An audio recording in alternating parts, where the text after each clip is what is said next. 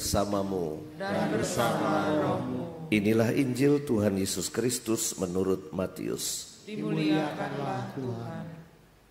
Dalam khotbah di bukit, Yesus bersabda kepada murid-muridnya, "Ingatlah, janganlah kamu melakukan kewajiban agamamu di hadapan orang supaya dilihat mereka.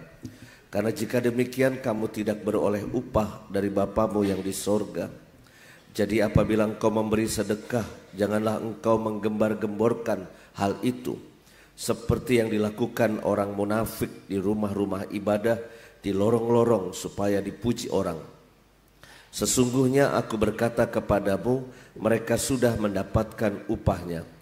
Tetapi jika engkau memberi sedekah, janganlah diketahui tangan kirimu apa yang dilakukan tangan kananmu. Hendaklah sedekahmu itu diberikan dengan tersembunyi, maka Bapamu yang melihat yang tersembunyi akan membalasnya kepadamu. Apabila kamu berdoa, janganlah berdoa seperti orang munafik.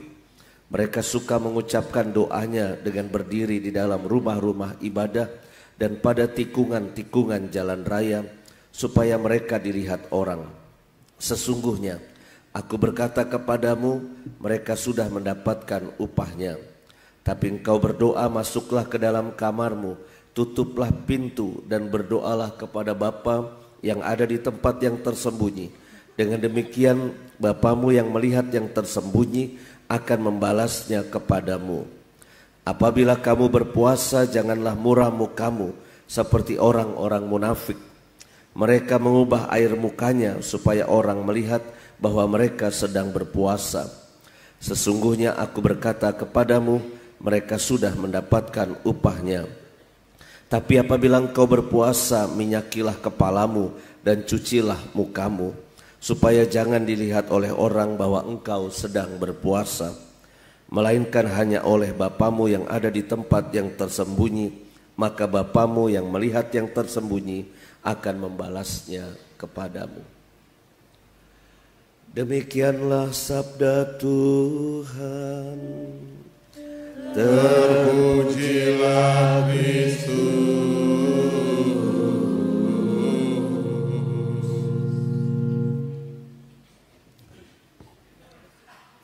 Saudara-saudariku yang terkasih,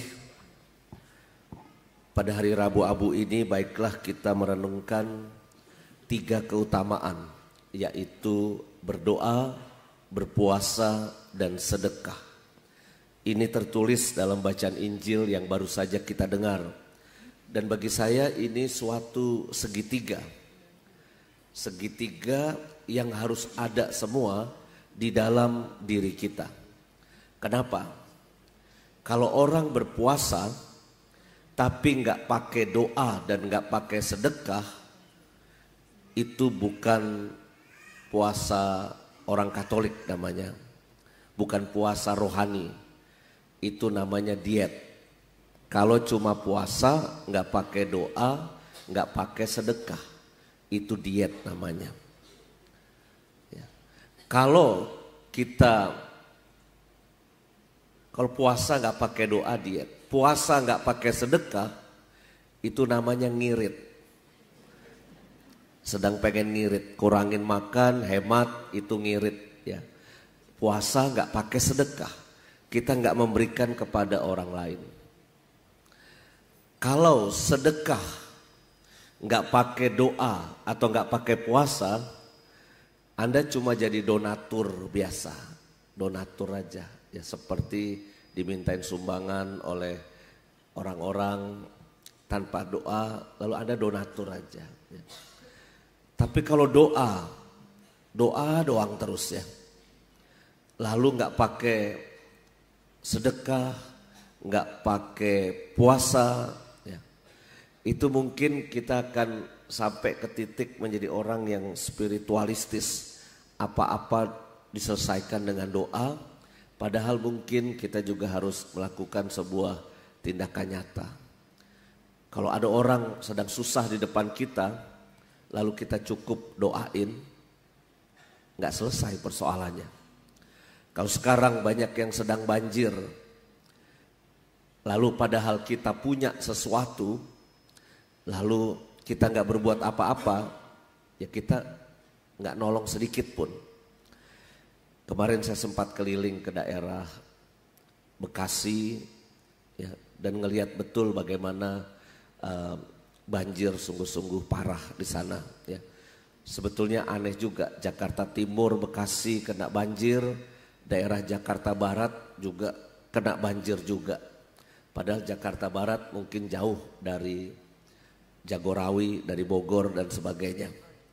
Tetapi suster bertanya sama saya, Romo Yus, kalau ada orang mau ngungsi ke Samadhi, bayar atau enggak? Kata suster. Dengan mantap saya sama suster ngambil keputusan, silahkan datang saja. Tapi beneran yang ngungsi karena banjir ya. Takutnya ngungsi karena diusir istri, ngungsi karena diusir suami, kita nggak terima.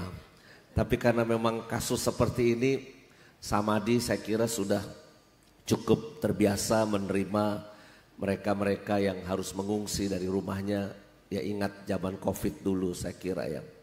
Maka saya kira gereja, rumah retret seperti Samadhi, kita sebagai orang Katolik, saya kira nggak cukup cuma doa dan puasa. Kita juga harus melakukan sedekah.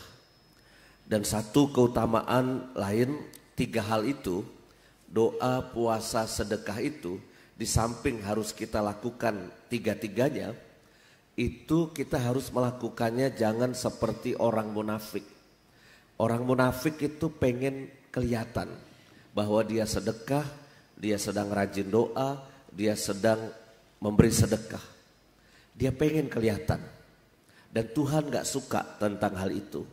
Tuhan ingin kita melakukan 3-tiganya, tapi sungguh dengan hati yang tulus dan tidak untuk dipuji-puji orang, tetapi memang untuk menyucikan diri kita. Tentu pada era zaman sekarang ini yang namanya doa, puasa dan sedekah tidak mudah. Kenapa? Kenapa puasa tidak mudah misalnya? Karena kita ini sudah terbiasa budayanya kuliner. Ada makanan enak di sana kita cari. Ada tempat tongkrongan enak di sono kita cari. Ada tempat ngopi baru, mari kita ajak teman-teman untuk kumpul-kumpul di sana. Budaya kita itu budaya kuliner. Lalu soal sedekah juga tidak mudah. Sekarang ini tentu kita sama-sama tahu ekonomi sedang tidak baik-baik saja, sedang susah. PHK sudah banyak di beberapa perusahaan besar. Dan saya kira ini cukup mengkhawatirkan. Maka ada hashtag kabur aja dulu ya, atau hashtag Indonesia gelap ya. Karena memang situasi sedang tidak baik-baik saja. Tetapi kita mohon rahmat supaya di tengah segala situasi itu kita tetap tidak kehilangan untuk berbuat baik ya. Kalau kita nunggu hidup semuanya bagus, nunggu kita rezekinya cukup, nunggu kita menjadi orang kaya baru kita sedekah, saya kira kita kehilangan momen untuk berbuat baik setiap saat. Doa, banyak orang tidak ambil waktu untuk berdoa. Sibuk sana, sibuk sini, waktu kita habis untuk macam-macam kegiatan. Bahkan anak sekolah pun itu juga waktunya habis untuk macam-macam tugas sekolah.